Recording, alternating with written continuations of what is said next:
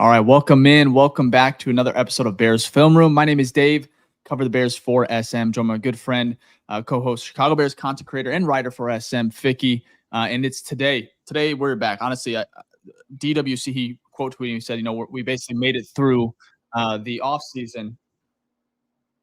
Sorry, I was having echo. And essentially, I think this kind of marks the end, right? Or at least the beginning of year two for, obviously Caleb Williams, Roma Dunze, but more importantly, year one for Ben Johnson. So, Fick, before we hop into everything in regards to, quarterbacks, rookies reporting today, how you feeling, man, on a Saturday? Good. I mean, it's a weekend, so never going to complain. I will say, though, I am happy, though I expected it was going to happen, but I'm happy that all the deals for the second rounders got signed. And I also love personally that not only Luther Burden, Shamar Turner, and Ozzie Trapillo got almost fully guaranteed, if not fully guaranteed, but all these other second rounders are getting fully guaranteed money as well. So I love seeing the players win over the owners and all that and the GM. So that's great to see. So it's good also just from a training camp perspective. That's one less storyline we have to worry about. And we've talked about it this offseason, Dave. There really hasn't been that many drama-filled type of storylines where now we're concerned about X, Y, and Z. Really the only thing we've been concerned about was Luther Burden's injury and Colston Loveland's injury, but we knew about Colston Loveland's all the way back at the draft. So if both of those guys come out and they're looking healthy, then that's even one less storyline and we can just worry about football. The good news is, which I think on Luther's Twitch, and then Colston, I think, was on K Adams. They're both 100%. At least that's what they said. And so you expect these guys, at least they're going to be there because Colston already was on the field. He was already walking around. He, going through kind of, I hate to say mental reps, but he was there. And then Luther, obviously, I think it was soft tissue. Right. And that's always, weird. But at the end of that was 2 months ago now. Something 2 like months that. ago. Yeah. So it's crazy. He should be good to go. But our last pod a couple of days ago, we talked about all the rookies signing, right? We had on that day before we went live, it was announced that Ozzie Trapillo, Shamar Stewart all signed. On Friday, Bears rookie wide receiver Luther Burden became the first time. It was the first time in NFL history that pick 39, which is where Burden went, has secured a fully guaranteed deal per Win Sports Group. So obviously it made huge headlines. Luther Burden, I mean, as far as Adam Schefter goes, I don't want to go by likes and retweets, but when this was announced, it is over almost 2.1 million views, 10,000 likes, more than any other pick so far that has been announced, because they've been announcing, second round pick from Miami signed, blah, blah, blah. It's just crazy the amount of I guess shockwaves and just attention that Burden. Yeah, I'd say there's three things that go into that, though. You're absolutely right. The first one is the Chicago fan base we're kind of crazy sickos, right? So any sort of information, we're gonna run with it. Yeah. Second part is Friday. It's a Friday, right? Second thing, it's a wide receiver, right? So you're already excited, like the position of drafting, that's already gets people excited compared to a defensive tackle or a tackle or other positions. And the third one, not only is it a wide receiver, it's a hot topic, very electrifying player, right? In Luther Burden, which a lot of people still view as a first rounder. So the excitement level of Luther Burden alone, I think adds to that, because I was actually watching some videos and it's kind of people all over the place with Luther Burden. Some people are saying this is like God touched grass. This is the greatest, athlete of all time. Maybe not that far, but they're really excited to see what Luther can do. And then other people, you're seeing it on the other side where it's a lot of his stuff is more of yak creation and using his God-gifted abilities and less of his development of his route tree and, X, Y, and Z. And both sides have fair points. So I just think there's a lot of attention on Luther Burden, and that's what brings the excitement. And I'm not surprised about how crazy Chicago is hyping up anything related to him. No, I agree. I think everything you said is right. I think because yesterday I was to get the Burden news, the Cubs win.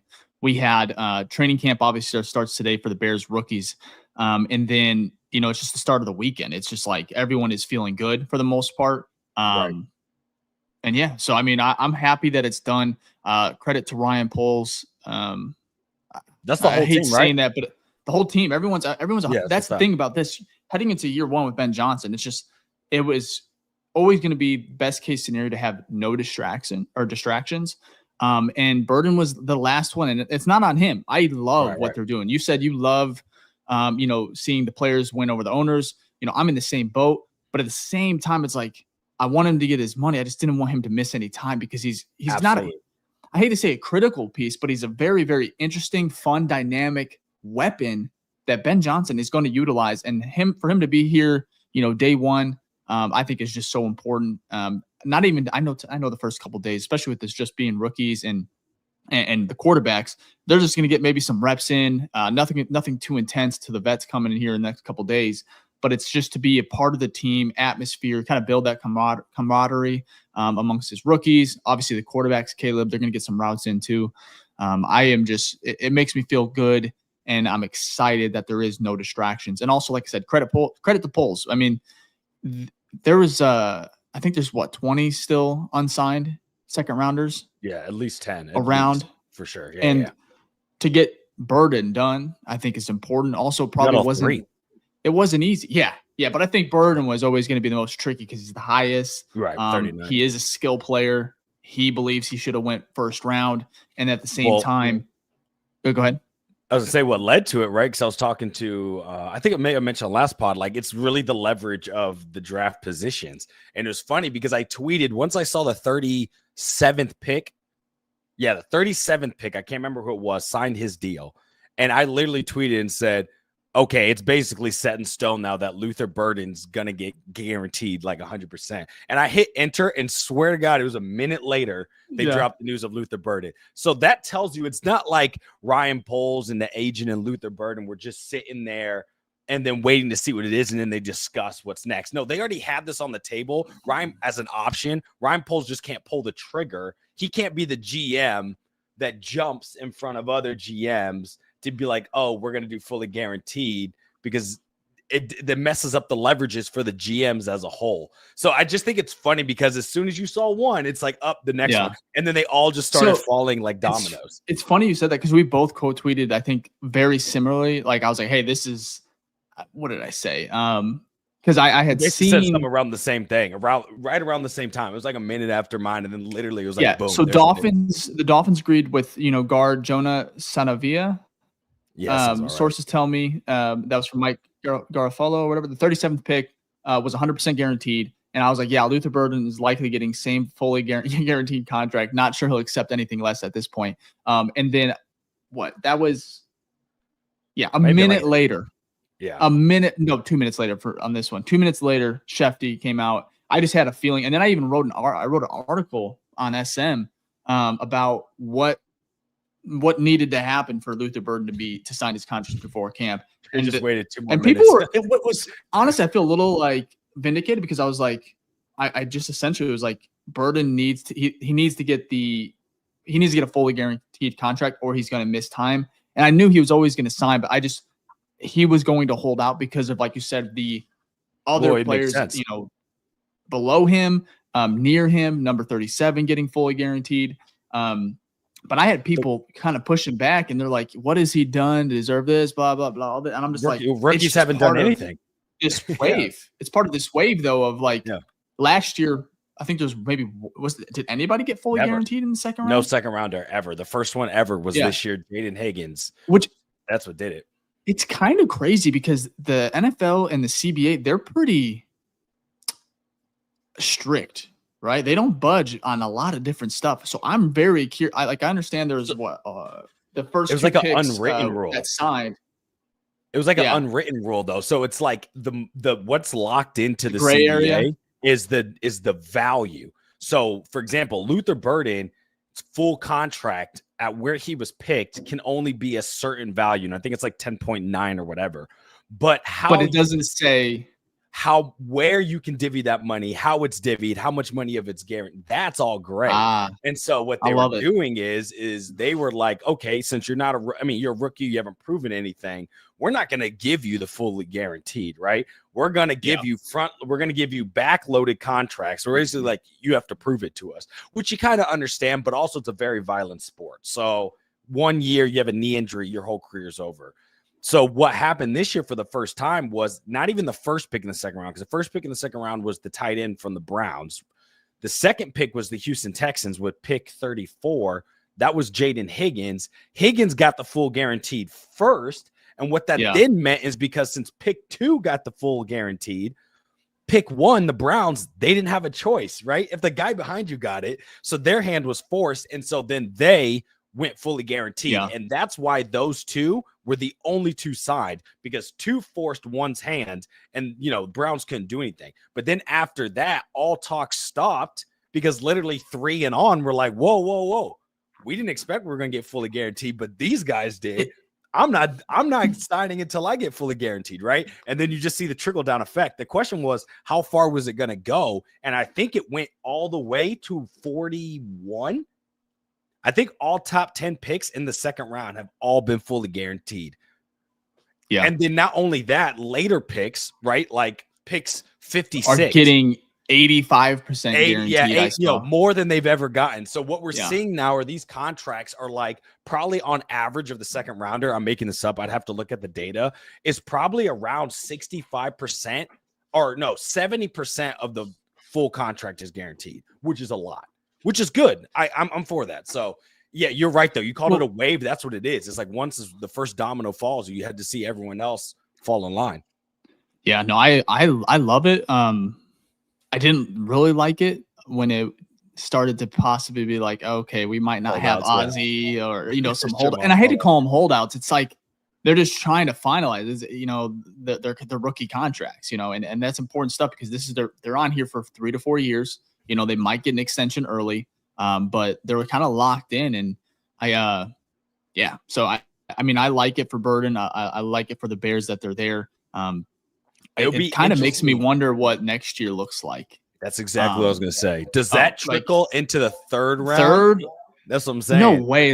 I don't think they're going to try and get fully guaranteed. Not third, fully. But they're going to try. I think every round is going to be okay. Can we get more? It's just like you said, a trickle effect. Can we get 40%?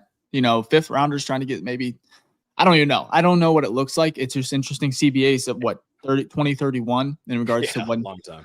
It's a while away, but I love them finding some gray area and kind of working around and in the favor of the players, because at the end of the day, the shield is the shield. The NFL, they do not budge on a lot of things. You got to protect the you know, the game, and their owners typically win, you know. So what is this here? I want to bring this up just because I want to bite back on this just a little bit. So Squeegee, thanks for the comment here on YouTube. Said pay should be based upon performance. It's okay to have insurance if injured, but where's the motivation to excel if you're going to get paid regardless? So 2 things there. Just because you get paid doesn't mean there's not motivation. If that was the case, no one would ever be motivated to do anything at our jobs because we're guaranteed to get paid every 2 weeks. Most jobs, I'm just kind of saying standard 9 to 5. So I don't think that's necessarily the case. Now, is there maybe less motivation? There could be, but the difference is for rookies is the money that they're getting is so small compared to what their second contract would be. You're getting $10 million. If you $10 million over 4, let's do Luther Burden for a second. Luther Burden's getting $10 million over 4 years. So on average, he's getting $2.5 million a year. You compare that to what he would get. Let's say he becomes a top 30 wide receiver in the NFL. His money would literally quadruple. Like he would get a 40 to 50, maybe 50 to 60 over 4-year deal, right? Which then would be an average of 10 to 15 million, which isn't even a crazy deal for a wide receiver in today's NFL. But you're saying like that's the money you're trying to go for. So even though you're saying, oh, they're getting a fully guaranteed for 4 years, it's pennies on the dime compared to other NFL contracts. So they should. It's basically like they're not getting paid. In my opinion, they're already getting underpaid. So you might as well make sure that they get all of their money.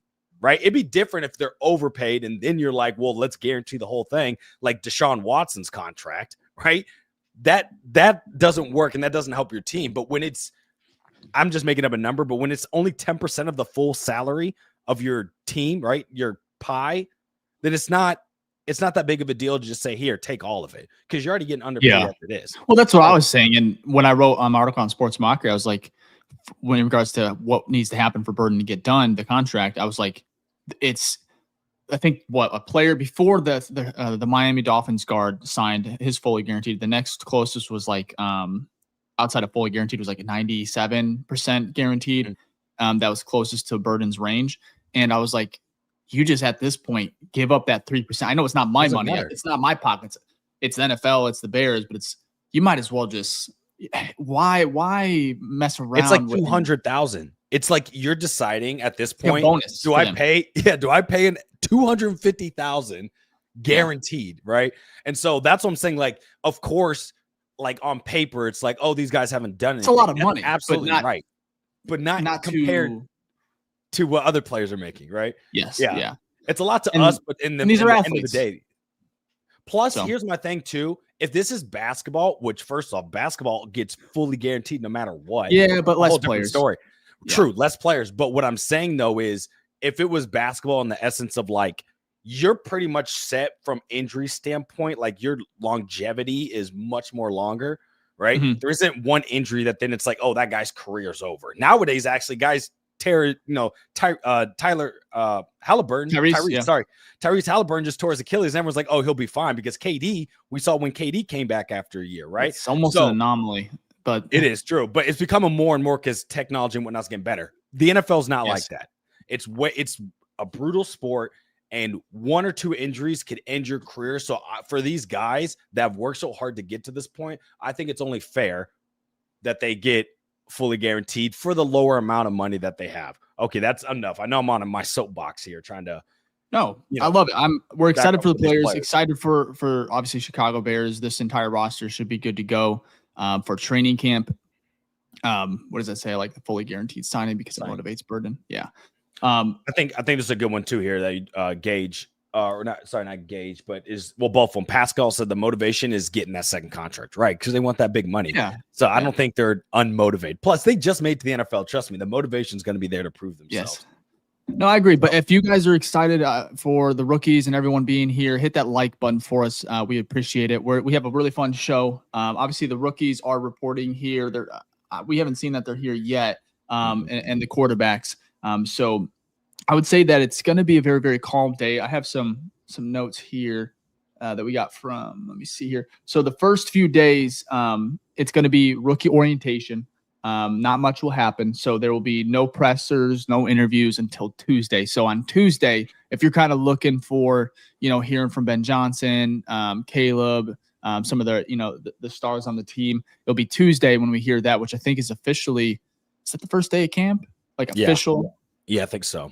The 22nd. We'll get that. Let's see here. And then we'll hear from the coordinators once a week from start of camp.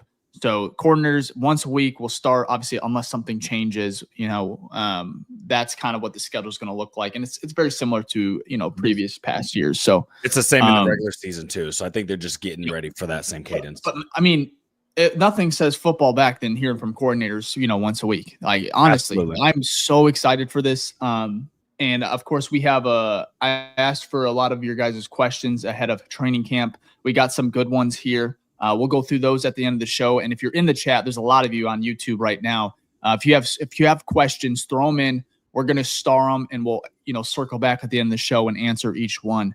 So make sure to do that. Hit that like button. And Fick, if you don't mind, I think I want to kind of start here with, let's do it. If you guys listened to last show, we've been excited to do this. It's going to be our Chicago Bears training camp confidence rankings. How it works, it's position by position breakdown. We'll be using a scale 1 to 10, with 1 being the lowest, 10 being, of course, the highest. And then we're going to go ahead and start with the quarterbacks. So not much to say here. I'm going to bring up our Bears roster, not for the quarterback room, but mainly for, as we get deeper and deeper with the running backs, receivers, defensive line, and everything like that. So, Vic, I'm going to start with you again, 1 through 10. We're going to start with Caleb Williams. Tyson Bateman, I would say, is 2. Yeah, it's probably going to go. It's probably going to go Caleb, Tyson, and then Case Keenum. It would be the 3, I think. Yeah, but you can argue 2-3 right now. At least some You people can. want to. But I want to know. I want to know your confidence in that room. Okay, I can do that. 1-10. So, yeah. So this is there's a caveat on this. So, this score for the quarterback room in particular is also tied to my confidence score of Ben Johnson, just as a whole. I know we're doing position groups, but Ben Johnson, I'm giving a 9 in my confidence score because he has so much hands over the offense, in particular the quarterback. I feel confident about Caleb Williams in this quarterback room, and I'm going to give it an 8. Right? So, but if you were to take this exact same quarterback room and it was last year's coaching staff, I'm dropping it down to like a 6. And it's less about what maybe the talent in there and more of what is the support and what's being fed into his ear and into their ears week after week. I feel very confident in Ben Johnson because he took a throwaway player at the time, Jared Goff, and had a renaissance for Jared Goff now. And it's not just he did it in 1 year. Jared Goff showed the world, and hats off to him, 3 years of a consistent play. So because of that, I'm raising it up. Go ahead, dude. Yeah, the Rams went to the Super Bowl with Jared Goff. Like, I understand that you said throwaway player, and a lot of people believe that, but it's like he wasn't that bad. He was not that bad. And now I think Ben Johnson and that Lions offensive line. And he's a first overall pick. Yeah. Crazy. I'm sorry. Throwaway may not have been the right word. How people were viewing him was throwaway. You're right. That's how people viewed him. Yeah. Because you remember the trade with Stafford, it was like, oh my gosh, why are they trading for loss? Like, yeah, that's all horrible. I think they got a first-round pick as well. It was just like it was very the optics were just terrible, like you said. So, but he needs an offensive line, an elite one, and with what the Bears and you said Ben Johnson, what he built right now in Chicago, you got Braxton Jones right now, obviously number 1, Joe Tooney, Drew Dahlman, Jonah Jackson, Darnell Wright. And that's if Ozzie doesn't obviously win left tackle position, throughout camp. Hopefully Caleb Williams, who's more mobile, should even make that line better. But what was that confidence rating though? 8. I was trying to. So I gave it the room an 8, right? And why I say that is there's still obviously the uncertainty of new offense, and Caleb Williams, right? I think we both agree we love the new head coach and we also love Caleb Williams, but I can't give him a 9 or 10 yet. Because that would have to be like, I've seen it, right? That can change throughout the season. Performances can lead to that being bumped up. If he ends up being that franchise guy, that I'm sure that'll be a 10. But for right now, I'm cautiously optimistic, which I think is a great spot to be at. Oh, muted. You said 8, correct? Yeah. Mm-hmm. Okay, yeah. So. Wow. So when I did this exercise, of course, like I said, I wrote this article is on live now on sportsmarket.com. But let me see here. I don't know why, but I put actually I do know why. I have the notes here. So I put quarterbacks. My confidence ranking was a 5. I said this might raise some eyebrows. Yeah. Okay. Some are higher on Caleb was going into year 2. But I'm taking a wait and see approach, similar to what you just said, but my number is a little different. I said I believe in Ben Johnson that he'll make a difference, but until I see it, I'm staying directly in the middle. I want to reassess after a few weeks of camp, trying to gauge a little bit more if I can move that up 6, 7, 8. Obviously, you want to see it during the regular season, but I stayed at 5 because I wanted to be 100% neutral. And I know that's like, that's fair. Whoa, it was almost shocking because you're right. I feel more confident in Caleb and Ben Johnson that it's going to work. But as Bears fans, I mean, we've seen this time and time again, this story, and we know how it ends, and I'm hoping it's different. But until I actually see it, I'm going to stay right there. Can I have a hot take on that? The 5 makes sense because I said you take Caleb and you put it in, it's the Eberflus and Shane Waldron or whoever it is last year, right? I said 6, right? I have more confidence in Ben Johnson than I actually do Caleb Williams, and that's not a dig on Caleb Williams. I just think my confidence in someone who's done something consistently for 3 years in a row where we have enough data over 50 plus games, right? Like I can feel very confident in that because you've shown me over and over and over and over again who you are as a play caller. Now, Ben Johnson as a head coach, that's different. But for this case, for the quarterback, That's why I'm weighing so heavy on Ben Johnson, because I know one thing for certain. You know how to set up an offense and you know how to call plays. Will your quarterback be good enough to do that? Will there be, continuity within the offense, consistency, things like that? That's all up in the air. So your 5 makes perfect sense. I think I'm just sipping a little bit of the Kool-Aid actually from Ben Johnson than from Caleb Williams. Yeah. And to talk about the other quarterbacks in there, you got Tyler Reed, is that right? Or Austin Reed, Tyson Bagent, Case Keenum, likely going Tyson, Case, then Austin, who's the 4th string. I don't. It's all about Caleb Williams. Oh, yeah. If he goes down, knock on wood here, my confidence in those guys to produce, I just don't really have that. And I don't want to. They're definitely lower. They're definitely lower. But they don't play a real factor in my confidence rating for that position group, like the receiving room or the running back room that relies on depth, right? Quarterback, obviously, you rely on that depth for maybe a game or two, but if it's catastrophic, you're over. It's over. It's you might have some, fun here, might make it to the playoffs still and limp in, depending on when or how that injury goes down. Again, I don't even want to talk about it, but as far as Caleb Williams, 5 is where I'm staying at. And I hope he changes my mind heading into the regular season where I feel even more confident. And like I said, last year, the numbers he put up with everything we've talked about all offseason, it's actually kind of ridiculous. And I'm very excited to see what he can do with Ben Johnson. And like you said, Ben Johnson. He's the most confident. He's the most, as far as like a new Bears head coach, it's the most confident I've been in a guy that I know is likely going to succeed. And well, I'll leave it at that. So, that's because he's the anything only else one in that on the quarterback one.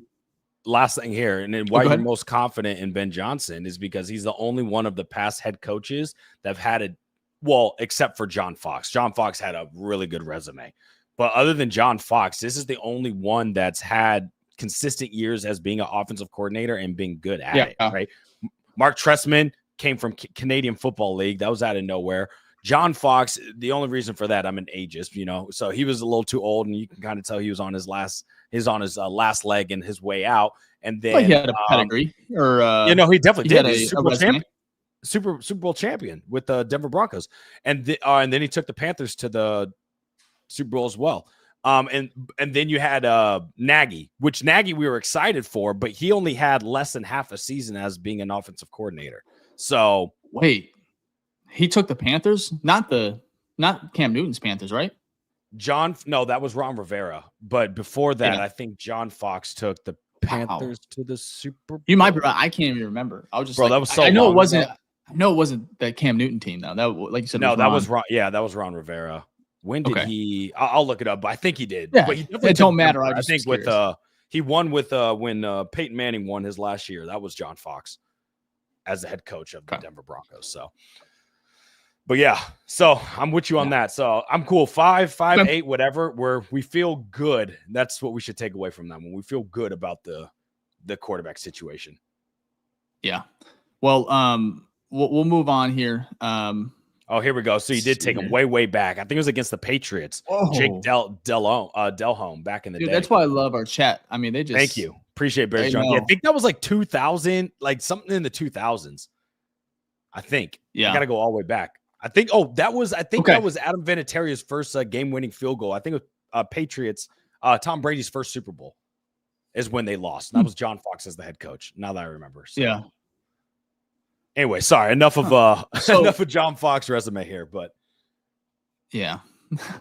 Let's move into the running back room. I think is one of the more interesting position groups for the Chicago Bears. They have DeAndre Swift, RB1, Roshan Johnson, Kyle Monangai, Travis Homer. Decent group. I'll start here, Fick. I have my running back room confidence meter. This one is at 6, a little bit higher than the quarterbacks. How I put is I'm higher on DeAndre Swift than most. I think he'll be a major weapon in Ben Johnson's offense. That said, the depth behind him with Roshan Johnson, Travis Homer, and then rookie Kyle Monangai, it just doesn't inspire a lot of confidence for me. That's why it's at 6.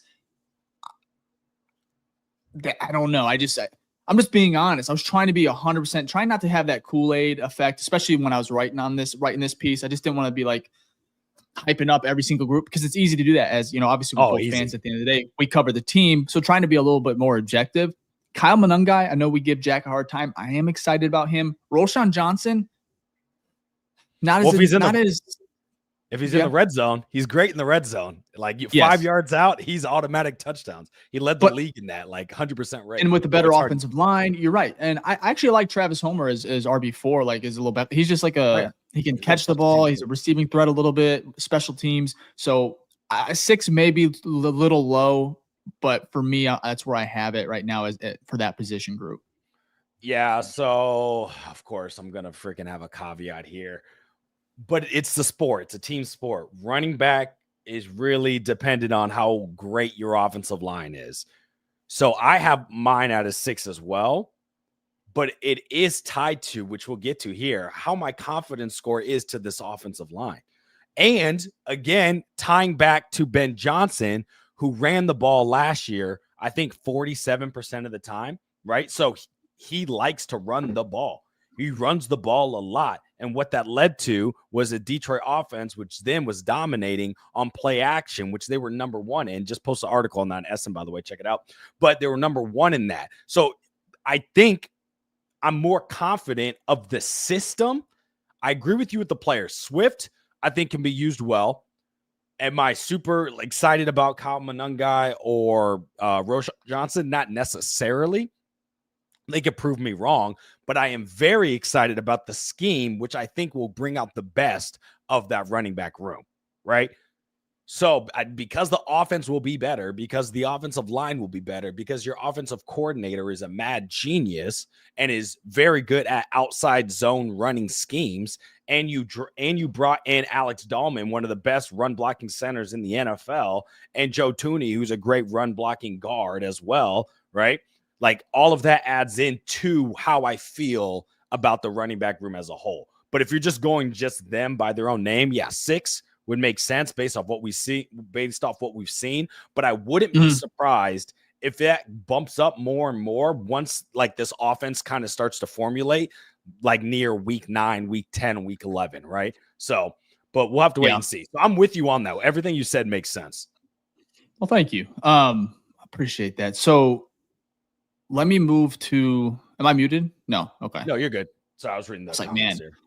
Okay. So running back room, you said, again, remind me that you said 6 at 6 as well. And you had 8 for quarterbacks. Okay. Yeah. So let's move into wide receiving room. Okay. This position, it was actually my shortest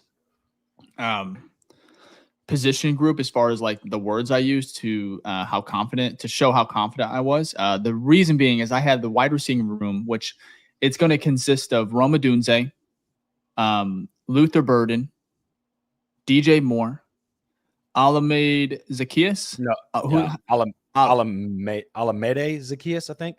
Okay, we're just going to say Zacchaeus. You know who I'm talking about. Yeah. We got John Jackson in there. We got Tyler Scott, Devin Duvernay, Miles Boykin, Samurai Torrey. Anyways, the main group: Burden, Odunze, Moore, Zacchaeus probably play a big role, and then maybe even Tyler Scott, Devin Duvernay. Anyways, the confidence. This room is loaded. It's going to be a huge problem, I think, for opposing defenses right away, just because you have so many weapons to deal with, and that doesn't even include Swift, who can catch it. You have our tight ends, Komet and Love, and we'll get to here in a little bit.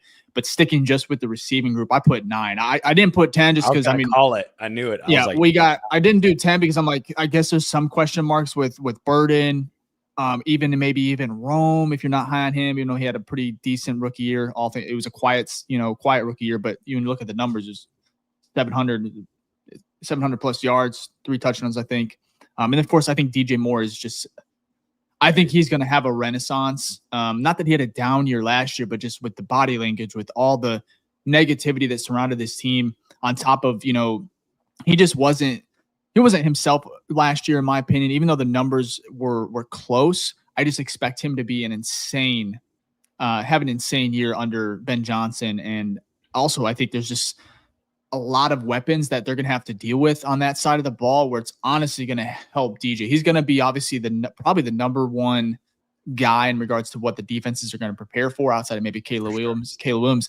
But I think he's going to excel in ways that he just didn't last year under a very, not a great coaching staff. And that's, I'm gonna put that nicely, but I have it 9. I wanted to put 10, but I'm like, I just didn't, just because didn't give out any 10s. But if I was going to, that receiving room, I think is just insanely talented. So I'm right there with you. It's a 9.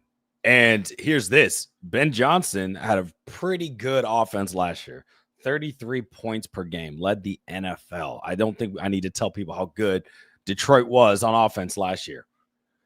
If you look at their wide receiver room and you include the tight ends, right? Like you just look at they definitely have a better running back room, so I'll give them that. But if you look at the wide receiver room and you compare it to the Bears wide receiver room, I would actually say that the Bears wide receiver room on paper is better.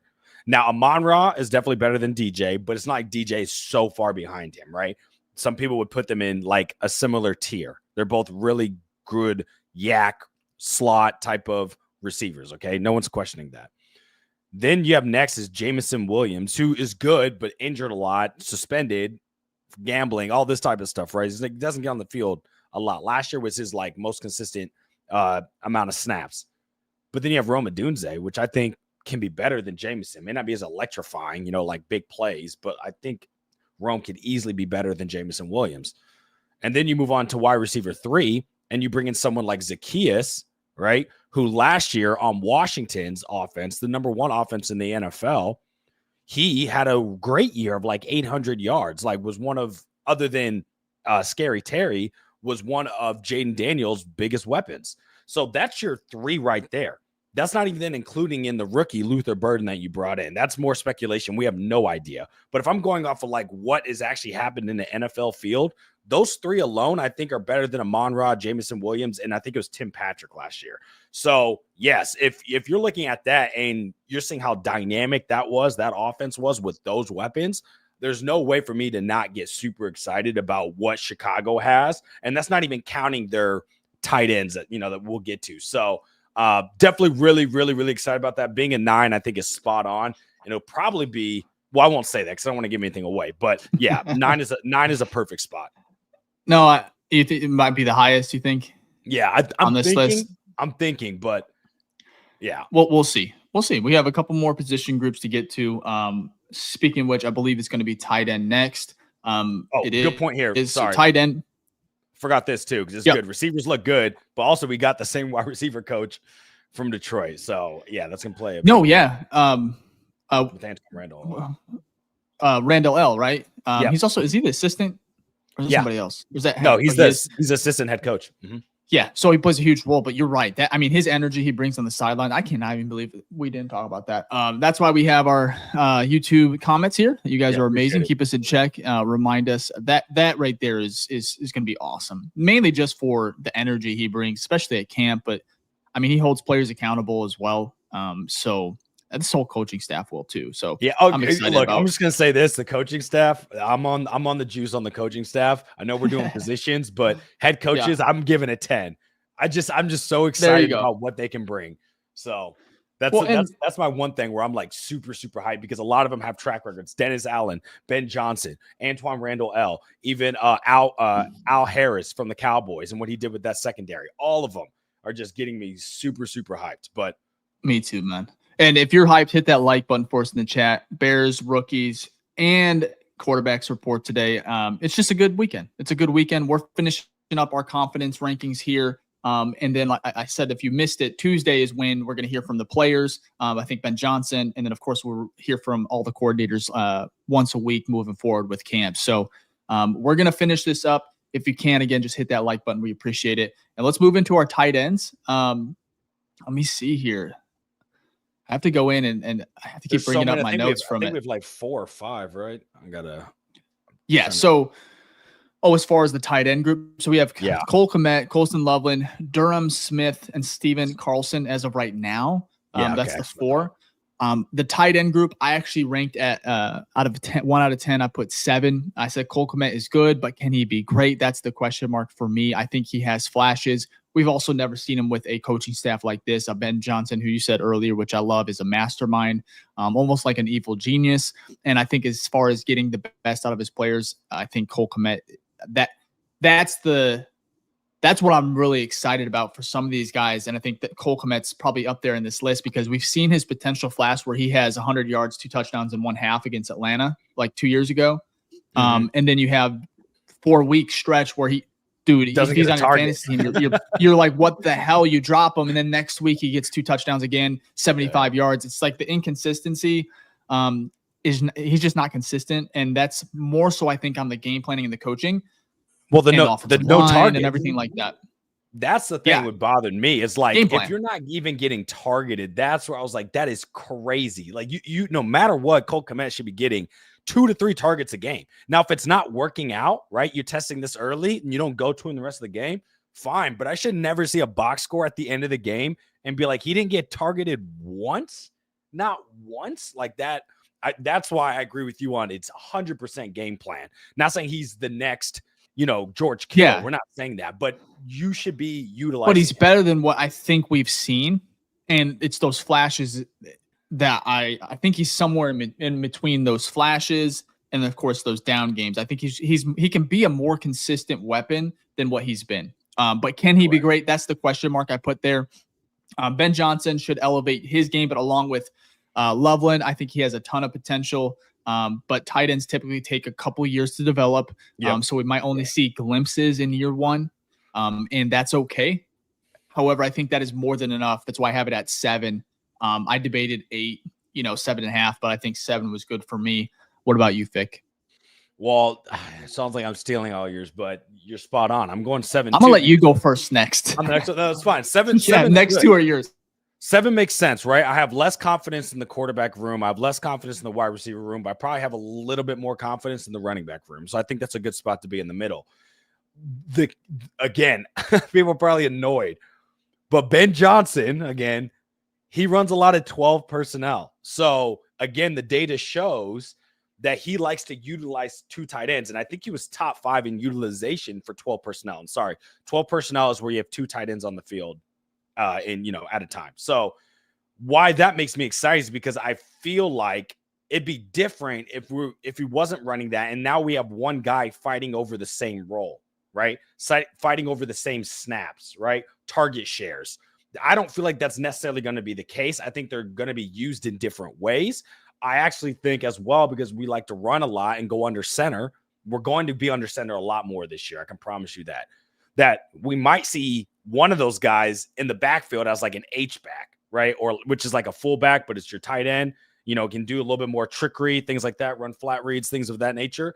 And so I just feel like the utilization of both those guys is going to be higher and they're going to be used in more situations. And I think that's going to keep the defense on their toes.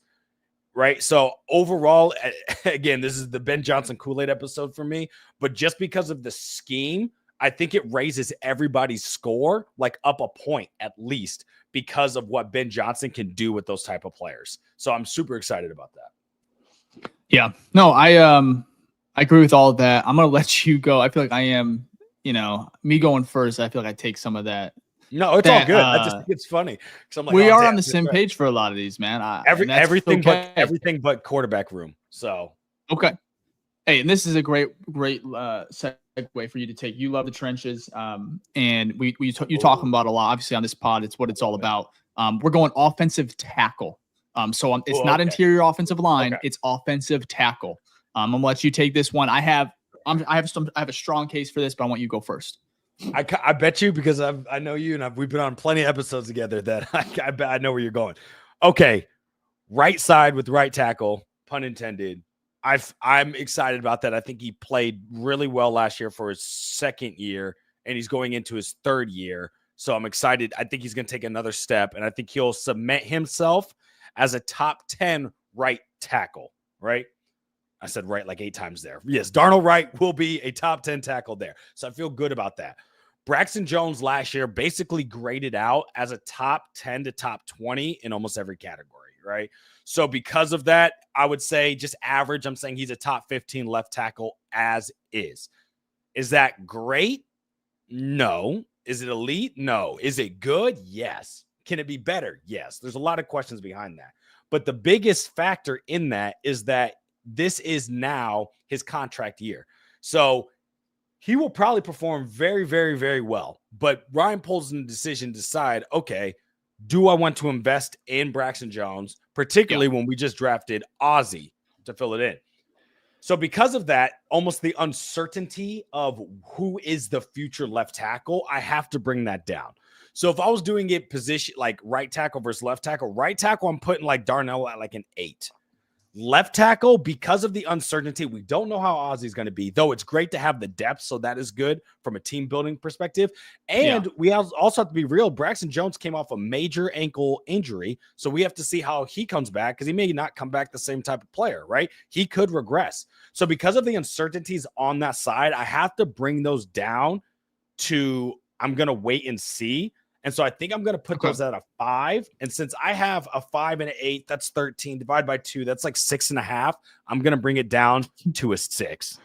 Okay. So I'm going to see math on this Saturday morning. So you said a 6. Bring it to a 6. A long way to get to 6 there, but I had to give the context behind why I had it like.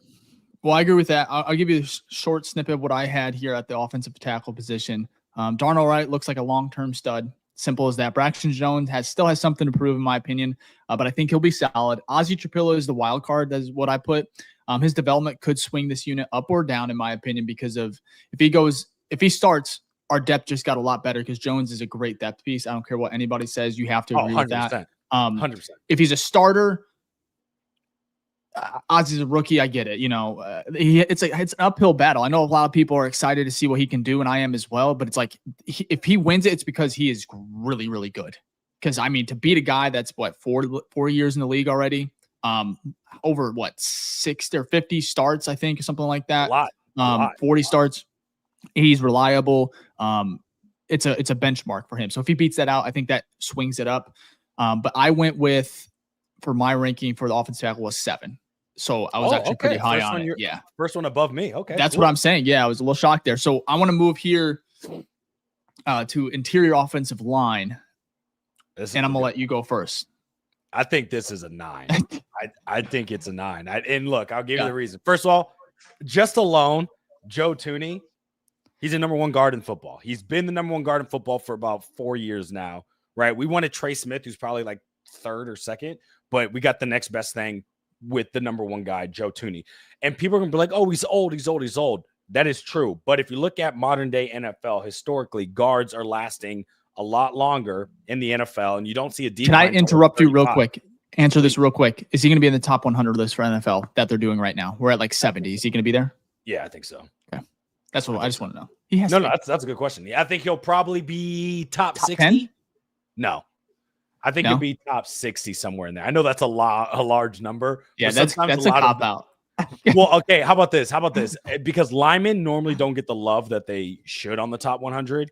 And so a lot of time, like the wide receivers and quarterbacks and things like that, they get pushed up and the linemen get pushed down. So because of that, I think that he will probably be within 30 to 60 in there. But I think the impact that he has, he'll be number 35. How about that? All right. So I'm trying to get something out of you. Yeah, all right, go ahead. Keep going. Sorry to interrupt. No. Either way, though, man's a dog. And I'm not concerned about his age. Now, if he hits 35, that might be more of a question. But even still, you got like Jason Peters, who played for us. He was in his 41s. Trent Williams, one of the best tackles in the NFL. Or if not, he's old as hell too. So I'm not too concerned about age anymore for these offensive linemen. So that's a 10. Then you bring in Drew Dahlman. When you're looking at his run game, honestly, maybe the best run center in the NFL.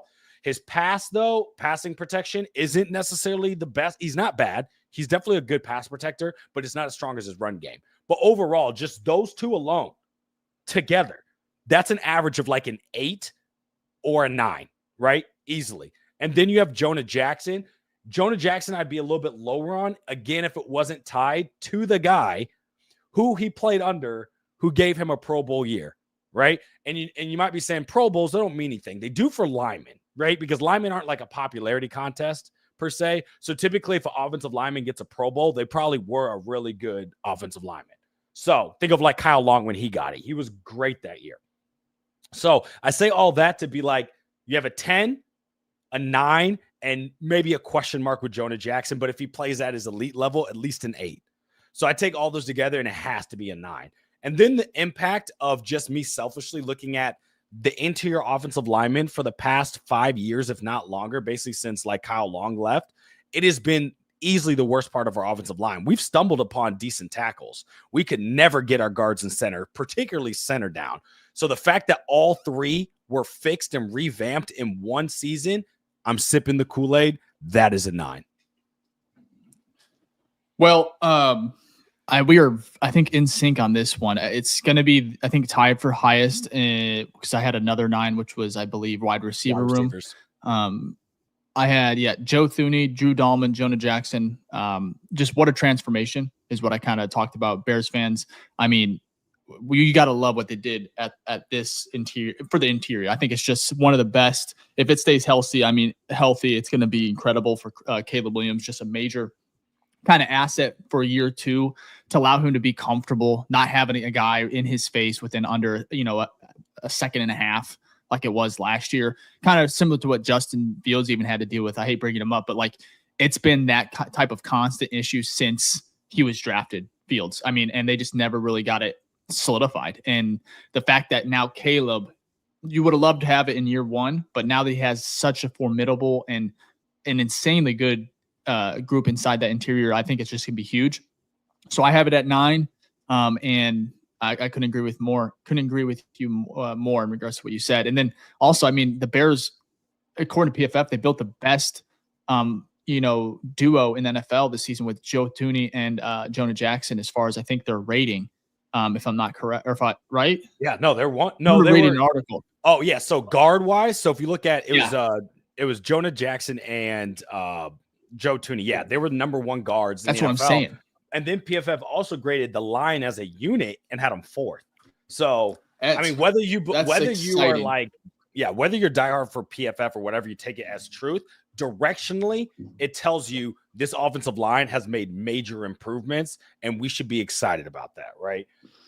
These aren't no names that you're betting on to be, good. You didn't take a flyer. This isn't like Deo Abendango, right? Where it's like you're projecting that you're going on projections. It's more of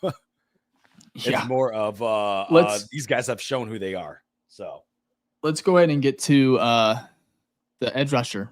Before we get to defense, can we do the can I do the ad read real quick? And I'll be quick on this one because I know we're already in 50 minutes in. So first off, if you guys are joined, please like and subscribe. It helps grow the show. We really do appreciate it. We are trying to grow the BFR show as big as possible because it is the number 1 show for the fans, by the fans, because Dave and I are fans like y'all. We get excited. We sip the Kool-Aid. We get sad. We get depressed from watching this team over the past decade. But we're hoping that all changes this year. So again, hit the like button if you guys are in here. Please subscribe. We appreciate all the love and support. If this is your first time watching the number 1 show for the fans, by the fans, make sure to leave a hashtag new face gang in the chat. We'll give you a shout out before the end of the show. We always do this. We love celebrating new people who are hopping in here. And not only the new people, if this is not your first time, which I see a bunch of people going crazy in the chat. I love it. A bunch of the OGs. Please leave a hashtag OG in the chat. We'll give you a shout out before the end of the show. So again, new face gang if you're new, and then hashtag OG in the chat. We'll give you a shout out before the end of the show and throw in any questions if we have time at the end as well. So all of that is free. It's easy to do. Just click subscribe. Helps us grow the show. It's for the algorithm. We really do appreciate it because we're really trying to build a community here. But if you also want to be a part of our community, you can by joining our Patreon at the BFR Den on Patreon, where we have exclusives like monthly giveaways. We have private Zoom calls, mailbag episodes, and much, much more, like the Discord access, things like that. Not only that, we have 2 tiers in there. So if you join now, for our next show, you'll get a shout out just like our Hall of Fame Grizzlies. This is our top tier. So I want to give a shout out to Michael, Gage, Phil, Michael 2, Thomas, and Tito. And then also to our rookie Grizzlies as well. Give a shout out to Alex, Chris, Jason, and Caleb. Now, you're probably wondering, what do you get with those tiers? Well, with the Hall of Fame tier, you get a monthly Zoom call with Dave, me, and Jack every month. Private Zoom call. We hop in there. So we always talk Bears in there a little bit, but sometimes we're just shooting the shit and talking live. So all bunch of great conversations in there. And if you join now, you'll be able to get into the next one because it won't be for about like 10 days or so. We'll be doing that plus our monthly giveaways, which you do every month. You win free merch. You literally don't have to do anything. We just spin a wheel and you win free shit. So if you want to join the $10 tier, that's the Hall of Fame Grizzly one. That's like a cup of coffee, right? You'll get that private Zoom call. If you want to join the rookie one, which is only $3, which is definitely cheaper than coffee in this economy, you can join there. You still get access to the monthly giveaways, to our mailbag episodes. You still get access to our private Discords, access to Dave and I and Jack. You can ask any questions, things like that. So we're just building community there, and we're working to build out new stuff. There's exclusive merch in there as well and fun stuff like that. Now, I did mention merch. I'll be quick. If you want to look fly this summer, I'm just going to leave it like that. Go to the BFRstore.com. We have new hoodies, new hats, mugs for your Saturday BFR episodes if you want to sip coffee with us on this early Saturday morning. But appreciate all that. So you can go to the BFR store. You can go to the Patreon. All the proceeds go right back into the show so we can keep building out this and giving value back to the fans because, again, this is the #1 show for the fans by the fans. Okay, back to you, Dave. No, absolutely. Want to plug also, Ficky and I, we do cover the team and write for Sports Mockery. So if you want to check out some fun articles, especially Ficky, he's looking at things in a different light than most. And then, of course, all the news outside just the Bears, Cubs, Sox, Blackhawks, Bulls. We have it all there on sportsmarket.com. And of course, you can follow all of us. Our socials are on the screen, and it's pretty easy to find us. So appreciate you all and support. Road to 10,000 subs. We're getting closer by the day. So thank you again. Let's go ahead and knock out these confidence rankings, though. We are on to the defense. I think this is our first defensive group that we're looking at. So the offense was really, really fun. But now we have edge rusher, and I think that's going to bring down the mood a little bit, depending. I'm going to let you go first this time. We'll just rotate. I had to let you get a couple in. So no, that's fine. Edge rusher. I appreciate the trenches. I get super excited about having those. Okay, edge rushers. It's got to be the weakest part of the team. Let's see you get excited about this. Yeah, probably not going to happen. I think this is going to be the first position group that it actually drops below a 5 because I'm not super optimistic about it. We made improvements. Last year was probably a 2. I'm okay with this group being a 4. Why I say that is because we have Montez Sweat, who had a bad year last year, came off some injuries. There's question marks about that, okay? Do I think he can bounce back? Absolutely. I think he can get double-digit sacks, but it's still a wait and see. You did get some great additions like Grady Jarrett, but Grady Jarrett's really old. He didn't have a great year last year, but as a rotational piece, does it make this group better? Absolutely. Then you've got your biggest flyer with Dio, right? That is definitely projection based because he did not perform like super exceedingly well to necessarily maybe get the contract that Ryan Poles gave him, but it's still an upgrade.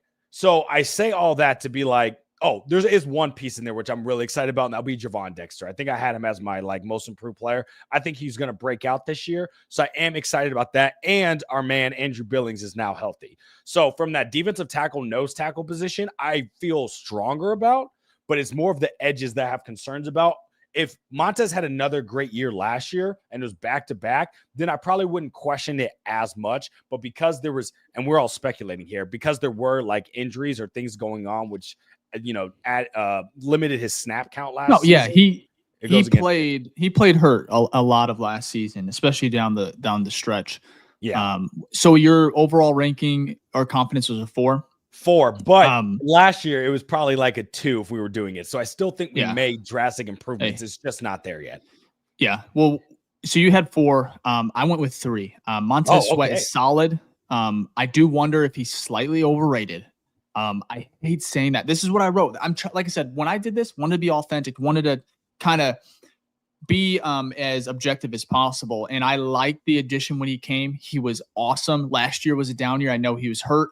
For me, are we overrating him as Bears fans, as people that cover the team on a daily basis? Sometimes they can kind of get skewed when we look at these guys. And this is the year where it's like, I think we're going to get that answer. So, for sure. But more importantly, it's not really, he's not a 3. If it was Montez Sweat, all 4 guys, 5 guys, whatever it was in that edge rusher room, I'd be pretty excited, but it's not. And so the depth behind him is what isn't reassuring. This group feels like a major question mark heading into camp already. I hope I'm wrong, especially with Sweat and that evaluation, but more so the depth, right? Dio, Austin Booker looked great at last year during preseason. And then I know he was going to be a development project, but it's like, I didn't know it was going to be, I didn't know we were taking on this type of project where he was absent last year for the majority of those games. And that was year one. So it's just, for me, it's a question mark. It's a major one. And I'm hoping I hope that it's not a 3. I hope it's better than what, I hope so too. Yeah, I hope so too, Dave. Yeah, I think we agree on that. But I'm trying to be objective. So I think we're both fair, right? We put them like basically it's 0 to 5 is negative kind of output of the position group, and 5 and above is like positive, right? And we both feel this is the worst group of the team. So I think it makes sense. There's a lot that could go right, but there's a lot that could go wrong with this position group. So we'll have to wait and see. That's a good way to put it. Yeah. So to move to the defensive tackle, I'm going to start on this one, Fick. Very, very high on this one. I put 8. Like I said, Grady Jarrett, Andrew Billings will be a fun combo. I think this group's going to exceed expectations. I think they are going to be, what's the word? I think they are going to help elevate that edge room because of the amount of chaos they're going to be able to create if they stay healthy. I think that's a big one, especially with Billings. And even Jarrett, who's coming off that ACL 2 years ago, I believe.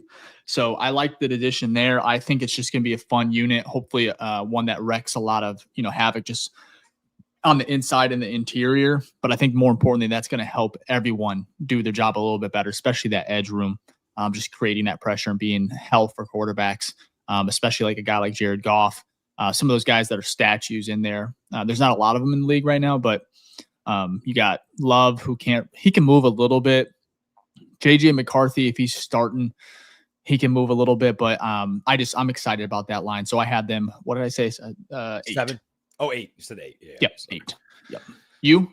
So I'm lower on this one. I'm going 6 with the potential to be 8, though. It's why I say 6 is because if Javon Dexter breaks out, Andrew Billings looks like his. I didn't even say Dexter. Yeah, if Dexter plays well, right, and he looks the breakout like I just mentioned, and Billings looks just like himself last year, and you just get a little bit more. Well, you saw how much we missed Billings too, though. Oh, huge! A run defense went from like 13th to 32nd. It was basically a formidable. Not notoriously. You're lower on Dex than some too. Yeah, well, for Dex, I think there's a breakout, but I just think his ceiling is super high. Let me put it this way. His ceiling can be super, super high. I really feel that way. I think he could ascend into a all-pro type player, okay? But his floor can also be low. There's just a lot of speculation with him and projection. But he's on track to be closer to, not saying he's automatically going to be an all-pro, but he's closer to being closer to an all-pro. Like he's closer to his ceiling than he is his floor, which is good right now, how he's been playing. So I'm excited about that. Grady Jarrett, little bit past his prime, obviously. Can he bring just enough value as a rotational piece? I think that'll be huge, right? Because it's not like last year on the Falcons, he was dominant like Grady Jarrett of old. Like Grady Jarrett in his prime, like his first 7 years, you're not messing with Grady Jarrett. But it doesn't mean he's not going to be very valuable. And then you also have to think about depth, because you talked about Andrew Billings getting hurt, things like that. Like Zach Pickens, non-existent. Is he bringing something to the table this year, right?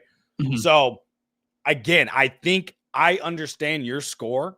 It makes sense. They made improvements across the board there with Billings coming back healthy and adding Grady Jarrett. But there's definitely still some question marks, and I'm not as strong as I would say some other groups. Yeah. But I can easily be proven wrong, and I'd be totally Shamar Turner, we didn't even talk about either. Depending if he's going to be, he can also line up edge, right? Depending. So that's true, because Dennis Allen likes big edges in his type of defense. Why that is because Dennis Allen a lot of times does a lot of stunts and positional switches because he loves doing exotic type plays. So he'll send different stunts, blitzes, 4-man fronts. So Turner's 6'3", 290. So I mean, he's big, but we got Chris Williams as well. He made a little bit of impact. He's going into his fourth season. I think it's going to be an interesting group. I just am higher on him, I guess. Which I guess totally it's because when I was writing this, I went edge rusher. So I was like, God, like, man, I'm not very confident. Even with the Dio signing, like that one right there, we talked about last pod. The only time we talked about him was when he signed. And that's it. Has anybody talked about Dio since? Well, one of the most under talked about, and I hope he just goes off because he got a lot of money, dude, a lot of money. And I hope honestly, that pays off. Get me 7 sacks and I'll be happy. That's all I need. Pressures too. I want some pressures. It's something along the lines. I don't need you to be the game breaker. It's just like make sure I'm not like. Wow. He needs to get pressure though. Consistently enough where it's going to help opposite Montez Sweat, because Montez Sweat he was the guy that everyone you controlled him, you stopped the over. There was no pass rush. So let's see here. As a whole though, the defensive line as a whole definitely made an upgrade. So I do feel better about it, but it's obviously the weakest part of this team, no question. Yeah. Do you want to keep going, finish the defense? We can knock it out. Let's knock it out. Okay, I apologize. We're going 105. You guys might be getting a long one today. It's okay. Okay. Let me see here. We can go a little quicker. So linebacker. I'll let you go first. I'm higher on this one. I mean, look, you've got Tremaine Edmonds and TJ Edwards. Tremaine just got voted. We talked about this on our last one by executives, coaches, whatever, as a top 10 linebacker. Has he matched up to the contract? That's up for debate. You could say no, and I totally agree with that. But I still think he's a top 15, no question, linebacker in the NFL, arguably top 10. TJ Edwards, though, that man has been a dog, and that's why he deserved his extension. He got an early one because he's easily been the best linebacker on this team. Amazing signing by Poles, probably Poles' best free agent signing ever. We can't count this year with like Drew Dahlman and things like that because we haven't seen how that plays out.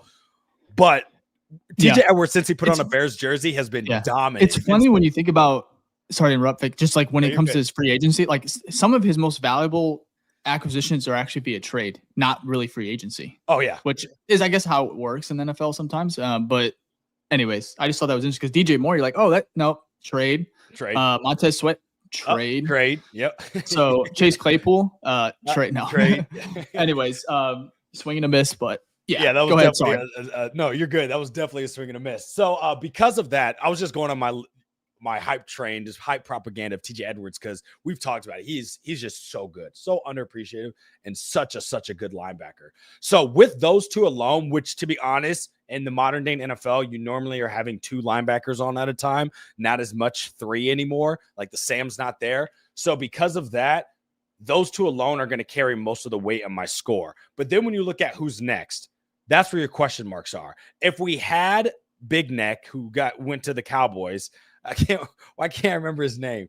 Jack Sanborn. Yeah, Sanborn. If Sanborn was still on this team, I might give this a 9. I'm not kidding. That's messed up. Big Neck. Can't remember the name. Sanborn's gone. And now we have Hippolyte, which is question marks, and then Noah Sewell, who was not particularly. Might add an explanation point, though, because he's interesting. He is. He's a high ceiling, high floor to figure out him. Sewell, I'm not so high on, so they're going to bring the score down a little bit. So he's fast. Athletic as hell. Great. What was his 40? Is pretty crazy. I think he's going to be. I would not be surprised if he gets a strip sack week 1, week 2, where we're just he comes out of nowhere, sent on a blitz or something like that. It's wow, yeah, Big Neck. I can see it. It's fine if you would have said Big Neck Jack Sanborn. It's Big Neck. What's his name? I couldn't remember. Crazy. That's offensive. Talking crazy on our shout out to Jack Sanborn. That's on me. I'll take the L there. I'll say this: I wish he would have been here. I'd feel a little bit better if he was still here. Oh, especially for $2 million. If it's Jack's, basically if it's the same linebacker core as last year, I'm giving it a 9. Yeah, honestly, it was that good. But because we do not have him, we lost him, and now we have more question marks. And I'm not a big fan of Noah Sewell. I'm gonna probably give it an 8. But again, most of the time, the 2 dogs are on the field every play. So that's all I need.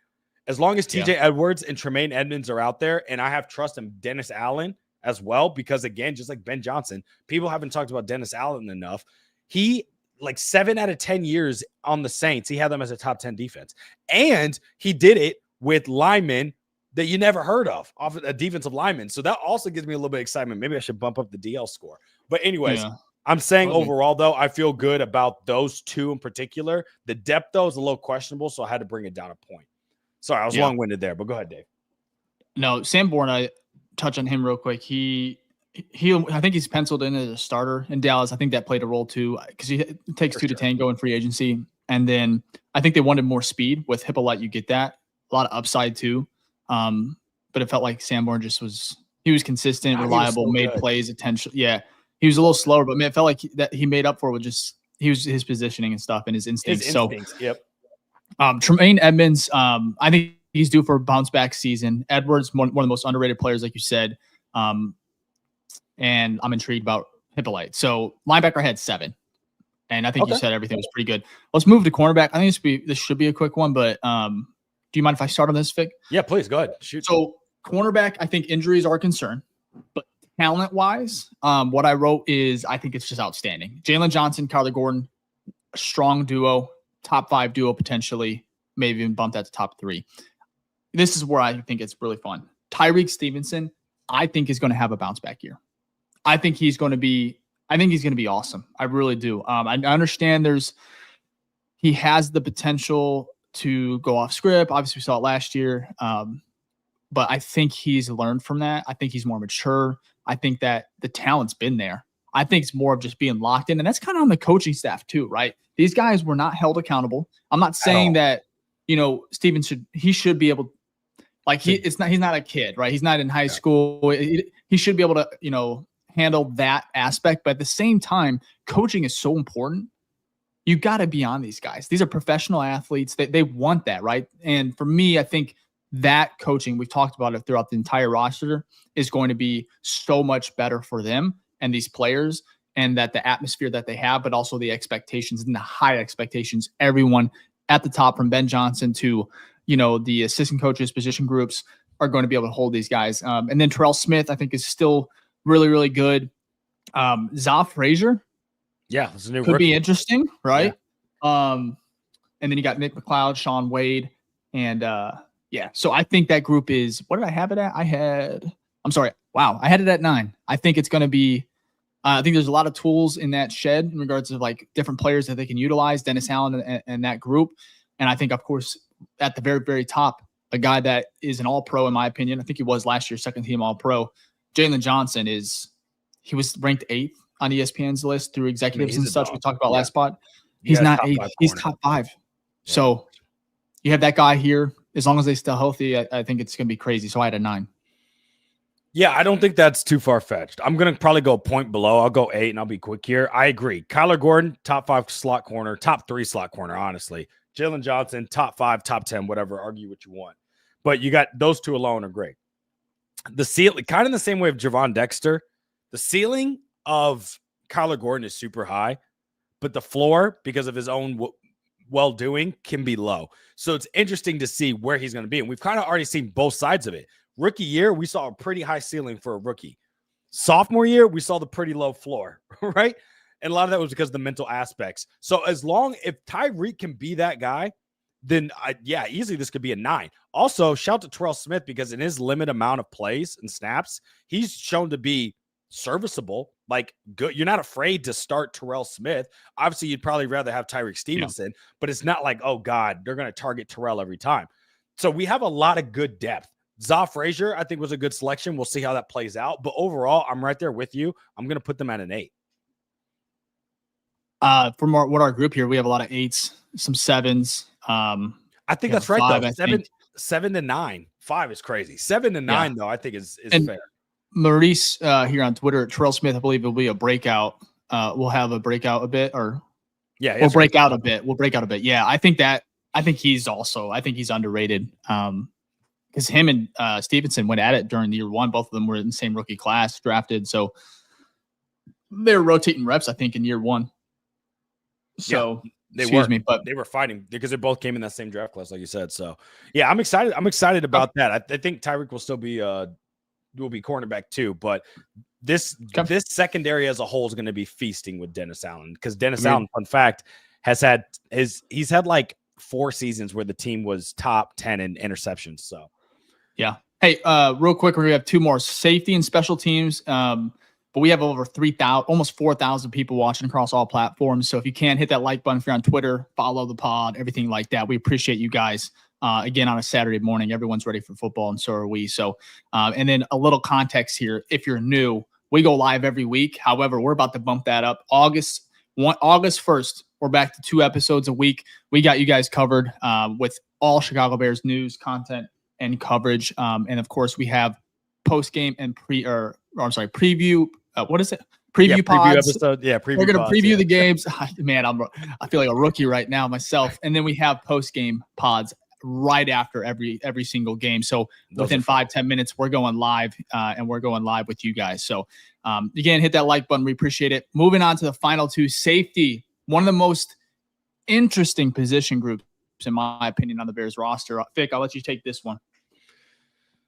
You know what? It's crazy. If you could promise me that Jaquan Brisker, his brain isn't going to look like mashed potatoes by the end of this year, then I'm like all on board. Because Kevin Byard last year, I don't care about his age. He played extremely well. And people are like, oh, where are the interceptions? He did have some turnovers, but his coverage was fantastic, right? Not only that, his leadership for this team. Multiple players talked about how Kevin was a voice of the locker room. That's important to have. So I'm excited that he's coming back. I'm expecting him, even if he regresses a little bit, it'll still be top 15 safety in the league, no question. So I'm excited about that. What's sad about Brisker, and I actually just put an article about this yesterday on Sports Mockery. He was on pace last year before he got injured. Yep, please go read it. By week 5, when I think he got knocked out week 5 or week 4, he was on pace to have career highs in literally every category. Everywhere. So, well, does that mean he's an all-pro? Does that mean all that? No, I don't necessarily know that. But it does show that he was making the right steps. And we were already excited about what he had done in his first 3 seasons, because this is his contract year now. So if he can play all 17 games and he's back to the level, at least the level where he's at, I'm putting the safety group as an 8. If he can do that. But I have to give the caveat. Yeah, he has had an injury. That's if. I'm not saying that's what's going to happen. He's had a concussion every single year. All 3 years he's had a concussion in the NFL. So because of that, I'm not putting it as an 8.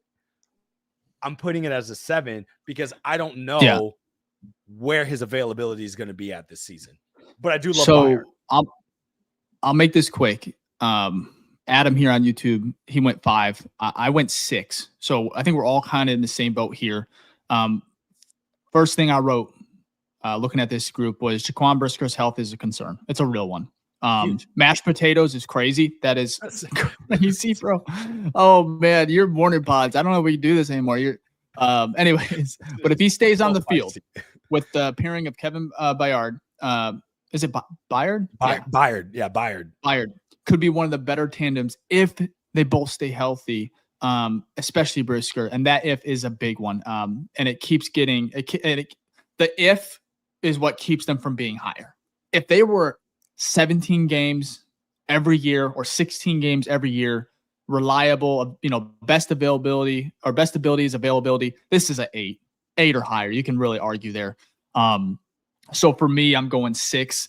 I think Brisker, he's a stud. I'm excited to see him back out there in pads. Hopefully he's wearing that Guardian cap every single game. Practice, maybe a couple.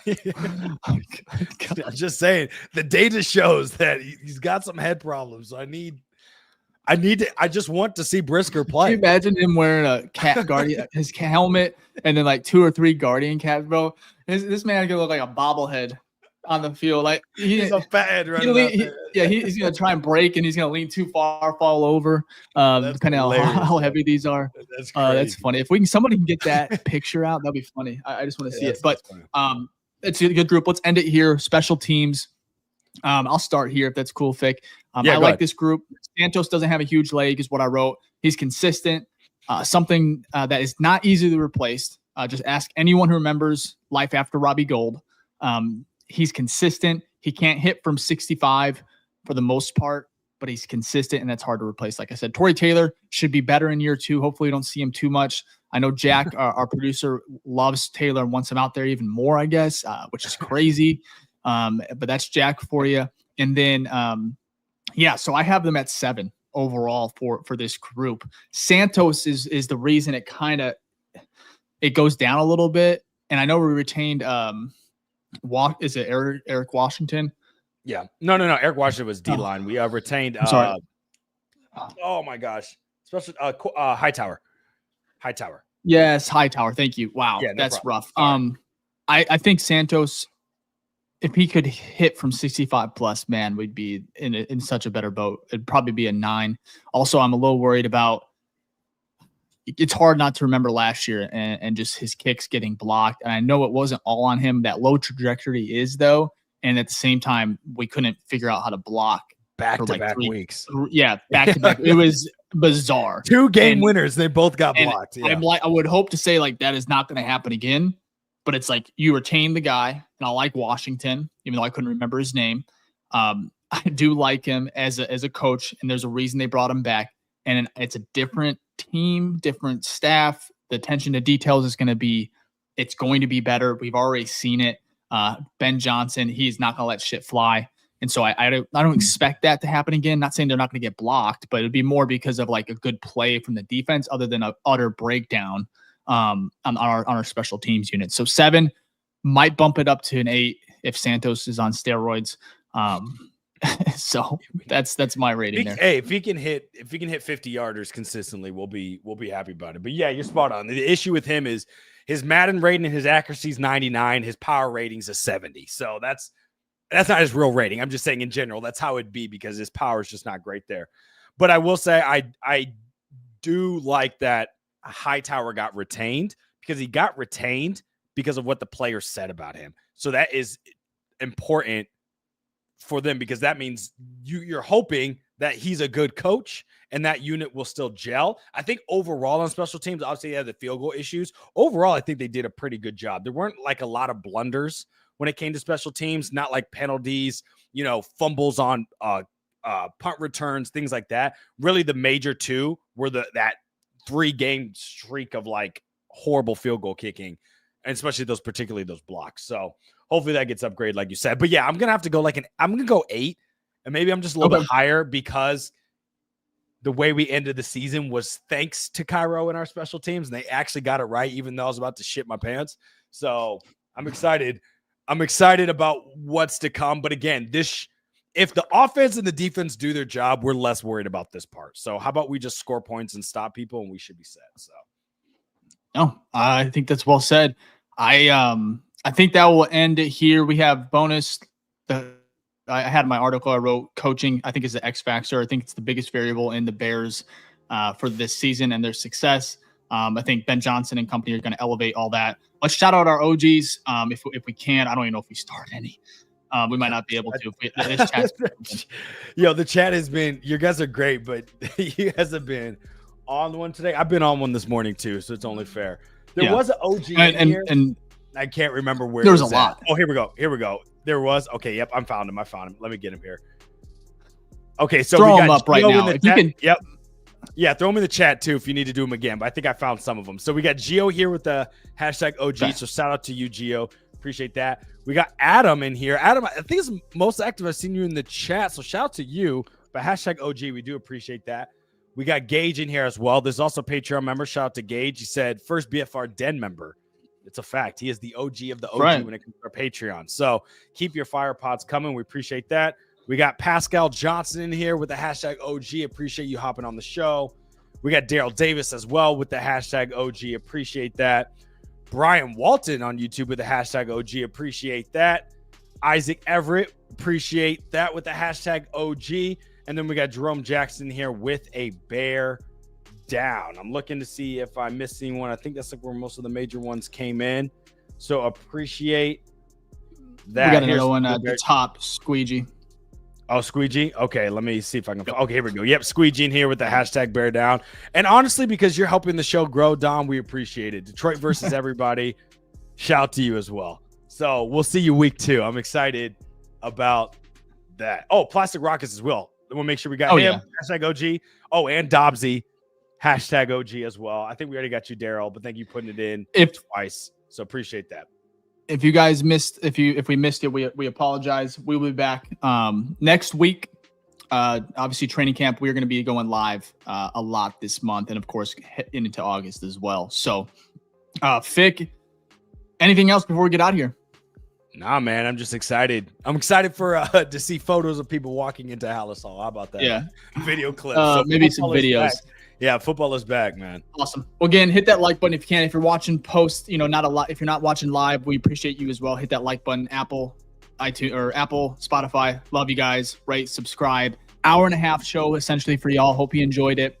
We're back next week. Obviously, we're going to have highlights, more of our notes from camp to kind of go through. So football's back. Bear down. Enjoy your weekend. And bear down. Peace.